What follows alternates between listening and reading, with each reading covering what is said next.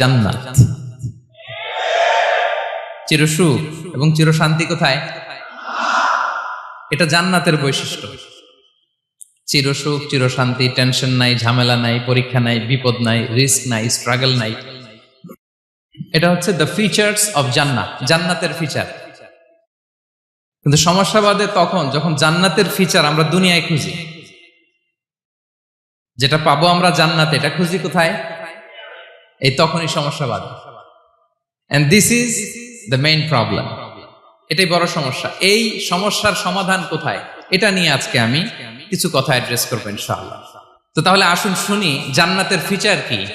জান্নাতের কমন একটা ফিচার হচ্ছে জান্নাতে there will be no sickness in paradise। জান্নাতে কোনো অসুস্থতা থাকবে না, চিরসুস্থ।